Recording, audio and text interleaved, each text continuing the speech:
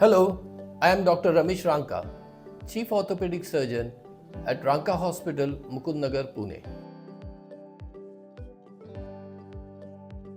Arthritis ये शब्द आपने सुना होगा। हमारे जो शरीर में जोड़ होते हैं वो उम्र के साथ खराब होने लगते हैं। एक पर्टिकुलर टाइम के बाद जब हमारा जो घुटनों का या हमारे जो जोड़ का कार्टिलेज है वो पूरी तरह से खराब हो जाता है, उस सिचुएशन को, उस कंडीशन को हम लोग आर्थराइटिस कहते हैं। आर्थराइटिस जो है सबसे ज्यादा हमारे घुटनों में होता है। तो आर्थराइटिस में क्या होता है मैं इस मॉडल में आपको समझाने की कोशिश करूंगा। ये देख रहे हैं, ये हमारा घुटने का मॉडल है। ये जो है ये ऊपर की हड्डी है जिसको हम लोग फीमर और थाई बोन कहते हैं। ये जो है ये हमारे पैर की हड्डी है जिसको हम लोग टिबिया कहते हैं। ये दोनों हड्डी जहाँ पे मिलती है वहाँ पे हमारा घुटना या नी जॉइंट तैयार होता है। ये जो सरफेस होता है इसके ऊपर कार्टिलेज होता है और उसी तरह उसके सामने वाला सरफेस जो हमारे लेग बोन पे होता है उसके ऊपर भी कार्टिलेज होता है। उम्र के साथ में ये कार्टिलेज खराब होने लगता है और एक समय ऐसे आता है जब ये कार्टिलेज के नीचे की जो हड्डी है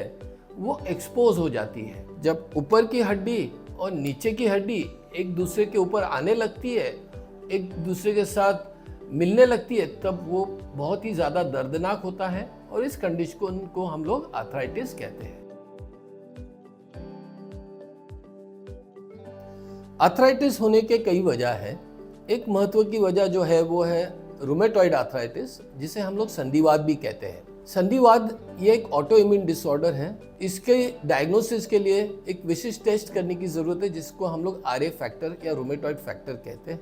इसका उपचार खास करके दवाइयों से होता है और फिर ऑपरेशन की आवश्यकता हो सकती है। दूसरा जो महत्व का कारण है वो है उम्र के साथ हमारे कार्टिलेज जो है नी के अंदर वो खराब होने लगता है। वो जब ये अधिक मात्रा में खराब होता है तब हम उसे आर्थराइटिस कहते हैं। तीसरा जो कारण है, यंग एज में जो एथलीट्स है, जो स्पोर्ट्स खेलते हैं, किसी कारण से उनको इंजरी हुई है, तो ऐसे लोगों में, ऐसे पेशेंट्स में जो इंजरी ट्रीट नहीं हुई है पहले से, जिसका उपचार सही ढंग से नहीं हुआ है, उनको जल्दी उम्र में यानी 40-50 की उम्र में भी आर्थराइटिस डेवलप हो सकता है। इसको हम लोग पोस्ट ट्रॉमेटिक आर्थराइटिस कहते हैं। दूसरा और महत्व का कारण जो हमारे देश में है वो है इन्फेक्शन। टीबी इन्फेक्शन से आर्थराइटिस ये भी एक बहुत ही कॉमन वजह है। सो ये 4 मुख्य कारण हैं आर्थराइटिस के।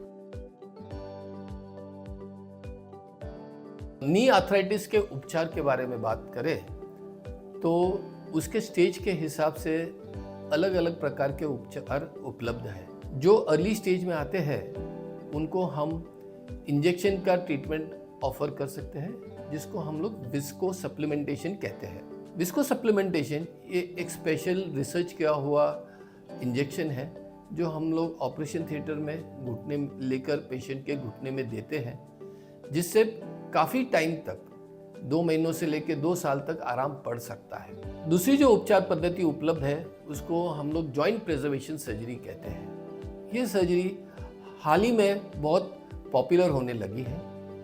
इसका कारण है कि ये सर्जरी अगर जो सही समय पे की जाए तो हम लोग जॉइंट रिप्लेसमेंट अवॉइड कर सकते हैं। लास्टली जो आज की तारीख में बहुत ही कॉमन है और फिलहाल इसे गोल्डन ट्रीटमेंट फॉर आर्थराइटिस बोला जाता है वो है नी रिप्लेसमेंट सर्जरी।